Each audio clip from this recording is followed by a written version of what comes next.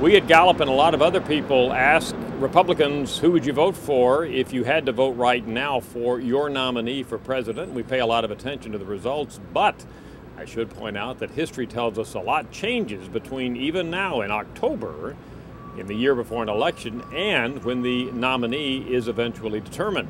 Let's go back to 2007 in October. In other words, just about exactly the same time prior to the 08 race that we are in now prior to the 12 race. And let's look at what Republicans were telling us when we asked them, who would you vote for to be your nominee? Well, it was Rudy Giuliani who was on top. 32% of Republicans said he's my first choice. Then Fred Thompson at 19. Then here comes John McCain with just 15% of the vote, Mitt Romney below him. Well, of course, fast forward to the actual voting that took place in early 08, and it was John McCain who ended up taking the nomination for the Republicans.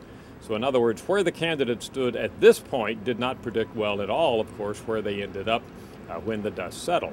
Now, on the Democratic side, this is more the norm than not. We go back race after race and find that the candidate who gets the nomination on the Democratic side was not ahead at this point in October. Let me give you a couple of examples. Go back to 2007, October. The race was between Barack Obama and Senator Hillary Clinton. Look at those numbers there. Hillary Clinton was getting 49% of the vote of Democrats and Obama just 24%. So in October of 07, Democrats were saying, we want Hillary Clinton to be our nominee. Of course, she ended up losing to Barack Obama. And go back to October of 03.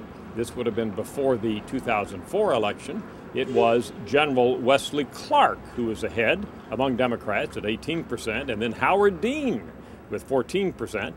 The eventual winner of the Democratic nomination in 2004, Senator John Kerry, was down there mired at just 10%, along with former Missouri Congressman Dick Gephardt. All by way of saying that a lot changes, even this late in the game, in October. We've just got a couple of months to go before we reach January, but a lot will change between now and when the actual nominee is determined, and that's why here at Gallup, we keep polling on a daily and weekly basis.